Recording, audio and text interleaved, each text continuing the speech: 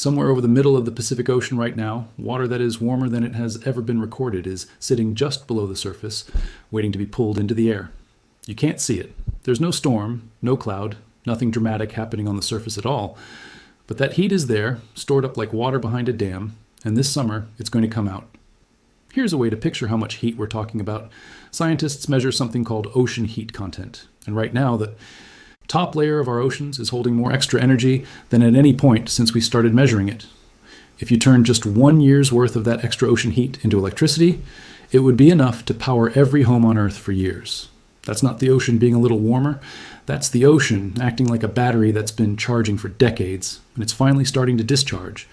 And I know the title of this video sounds like a doom prediction. The worst heat is still ahead.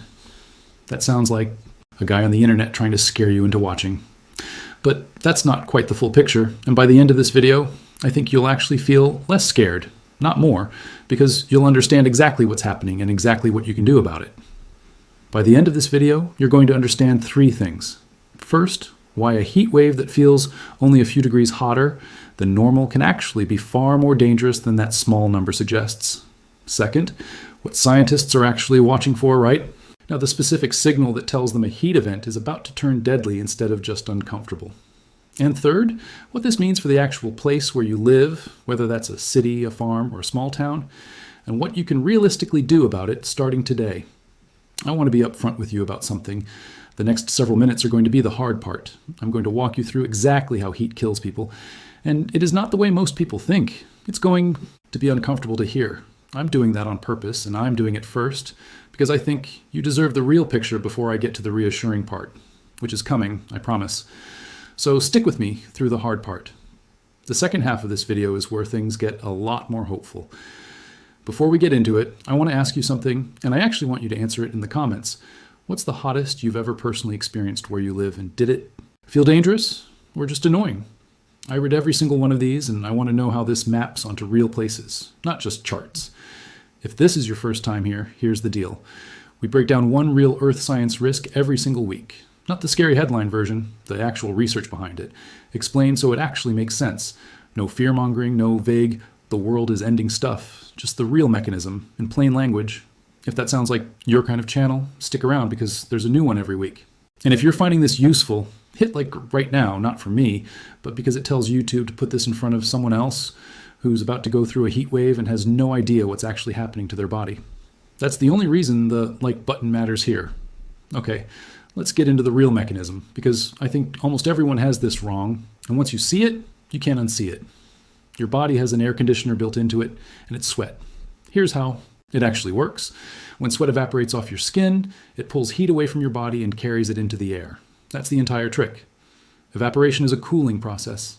It's the exact same reason a swimming pool feels cold when you first get out and the wind hits your wet skin. Your body relies on that system every single day constantly, whether you notice it or not. Now here's the part almost nobody thinks about. That system only works if the air around you can actually accept more moisture. Think of the air like a sponge. A dry sponge can soak up a lot of water fast. A sponge that's already soaked can't take any more no matter how hard you press it against a puddle. Humid air is a soaked sponge. When the air is already thick with moisture, your sweat has nowhere to go. It just sits on your skin instead of evaporating. And if sweat can't evaporate, your body's only cooling system simply stops working, even though you're still sweating just as much, maybe more. This is why scientists care so much about something called wet bulb temperature instead of just the regular number you see on a weather app. Regular temperature only tells you how hot the air is.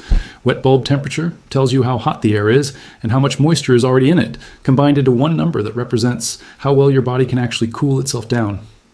A dry 110-degree day in a desert can honestly be safer for your body than a humid 95-degree day in a place like the Gulf Coast or South Asia, because in the humid version, your air conditioner is broken and you don't even know it. Here's the number that matters most, and I'm going to translate it immediately so it's not just sitting there alone. Researchers who study heat and human survival have identified a wet bulb temperature of around 35 degrees Celsius. That's about 95 degrees Fahrenheit as a rough danger line. At that point, the air is so hot and so saturated with moisture that even a completely healthy person sitting still in the shade with unlimited water cannot cool their body down. Their internal temperature will just keep climbing hour after hour with nothing they can personally do to stop it, because the one cooling system they have has been switched off by the environment itself, That's not a hypothetical extreme. A handful of places on Earth have already brushed up against that number for short periods, and the areas at risk of hitting it more often are expanding every decade.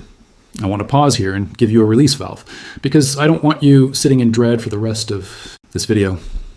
Here's the good news buried inside that scary number. 35 degrees wet bulb is an extreme worst-case threshold.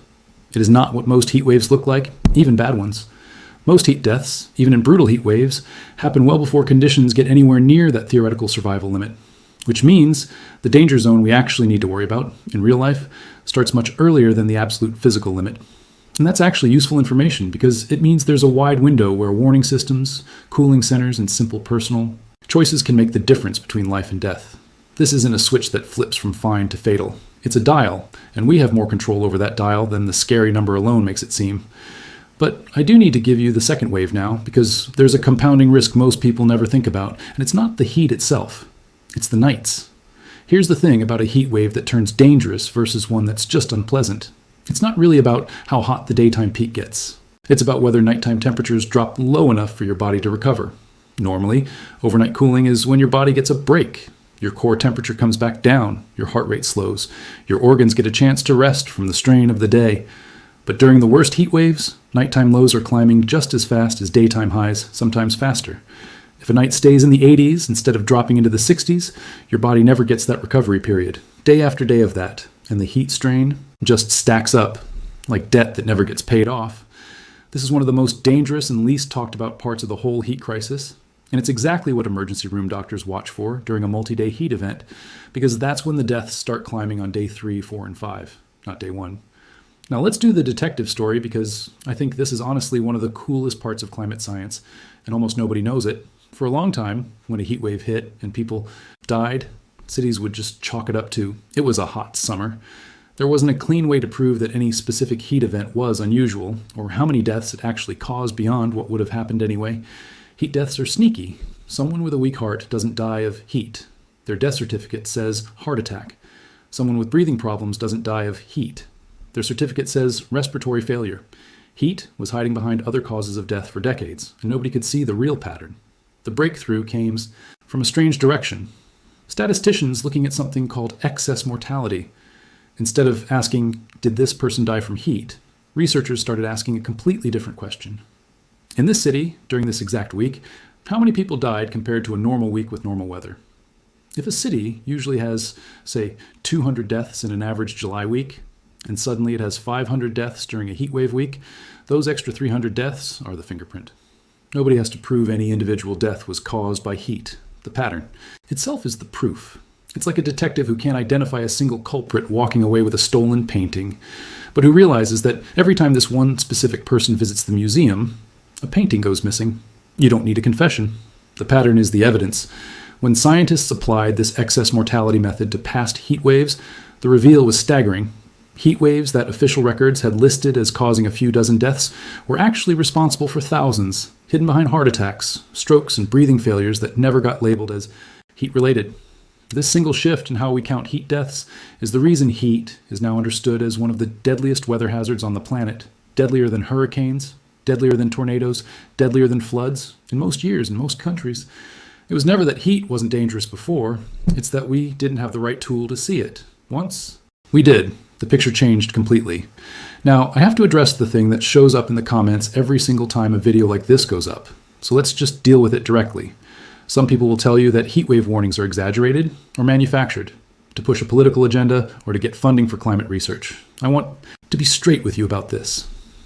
The excess mortality data I just described isn't produced by climate activists or a single research group with an agenda. It comes from basic public health record keeping, death certificates, and hospital admissions, the same unglamorous data cities have used for over a century to track flu seasons and disease outbreaks. Insurance companies, which have zero incentive to exaggerate risk because it costs them money either way, use this exact same data to price policies. Emergency rooms use it to staff up before a heat wave hits. This isn't a story being told to you. It's a pattern that shows up in hospital admission logs no matter who's counting it. That doesn't mean every single heat headline you see is perfectly calibrated. Some absolutely are overhyped for clicks, and it's fair to be skeptical of any single dramatic claim. But the underlying mechanism, hot, humid air disabling your body's cooling system, is basic physiology, not a narrative.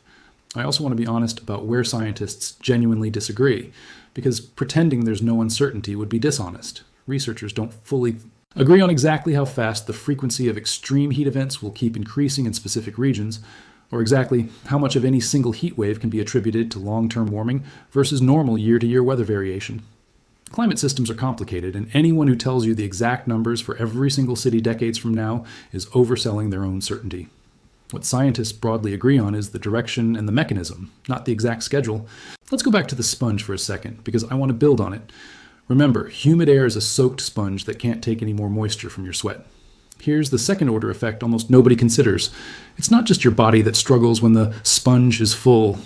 It's everything built around you.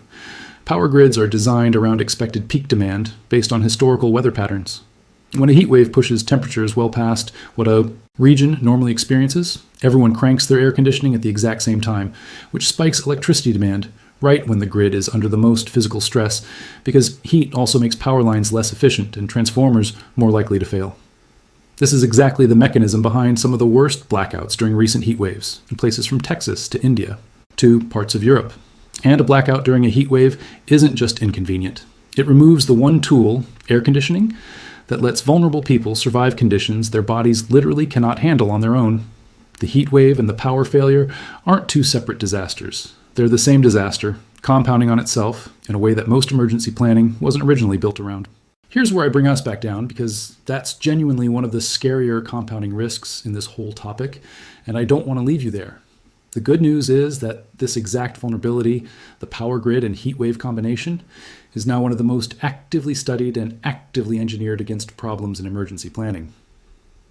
Cities that have been hit hard by this before are building redundant cooling centers that run on independent power, adding heat-specific early warning systems that trigger action days in advance instead of when it's already dangerous, and in some cases physically redesigning power infrastructure to handle higher peak loads. This is a solvable engineering problem, and a lot of very smart people are actively solving it right now in real time, city by city. So let's talk about what actually changes outcomes, because I don't want this video to just be information with nowhere to go. This is the part that matters most.